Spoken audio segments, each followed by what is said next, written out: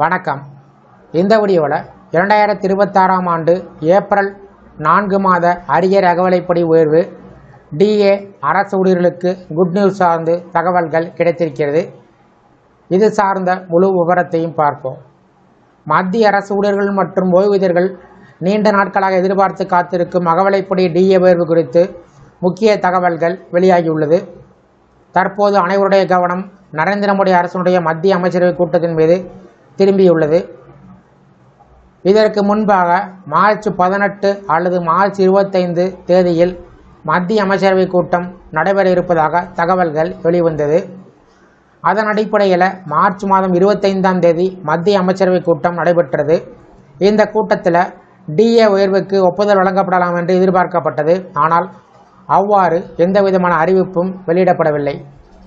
இதற்கு முன்பாக ஹோலி பண்டிகையை முன்னிட்டும் அகவிலைப்படி அறிவிப்பு வெளிவரும் என்று எதிர்பார்க்கப்பட்டாலும் அது நடைபெறவில்லை. இந்த நிலையில் தற்போது ஏப்ரல் மாத தொடக்கத்தில் அகவிலைப்படி அதிகரிப்பு சார்ந்த அறிவிப்பு வெளியாகும் என்று கூறப்படுகிறது.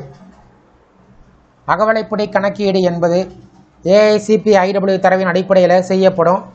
2025 ஜனவரி முதல் டிசம்பர் 2025 வரை உள்ள 12 மாத சராசரி மதிப்பின் அடிப்படையில் டிஏ நிர்ணயம் செய்யப்படுகிறது. தற்போது இந்த மதிப்பு சுமார் 145.5 உள்ளது. டிஏ சுமார் 60.33% இருக்கலாம். அது 60% ரவுண்ட் ஆஃப் செய்யப்பட வாய்ப்புகள் உள்ளது. இருப்பினும் தற்போது உள்ள அகவிலைப்படி 58%லிருந்து 2%, 3% உயர்ந்து 60% அல்லது 61% வரை செல்ல வாய்ப்புகள் உள்ளன. டிஏ கணக்கீடு செய்வதற்கான சூத்திரம் இங்கே குறிப்பிடப்பட்டிருக்கிறது. அதில் புதிய, அதாவது 2016 அடிப்படை குறியீட்டை பழைய 2001 அடிப்படையுடன் இணைப்பதற்கு 2.88 மல்டிப்ளையர் பயன்படுத்தப்பட்டது. அதிகாரபூர்வ அறிவிப்பு ஏப்ரல் மாதத்தில் வெளிவந்தாலும் டிஏ உயர்வு 2026 ஜனவரி 1 முதல் அமலுக்கு வரும்.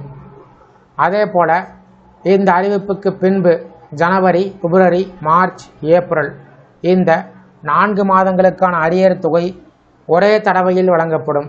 இது ஊழியர்களின் வருமானத்தில் குறிப்பிடத்தக்க உயர்வை ஏற்படுத்தும்.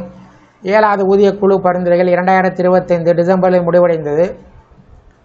அதற்கு பின்பு வரக்கூடிய முதல் டிஏ உயர்வாக இது இருப்பதால் இது மிகவும் முக்கியமானதாக கருதப்படுகிறது.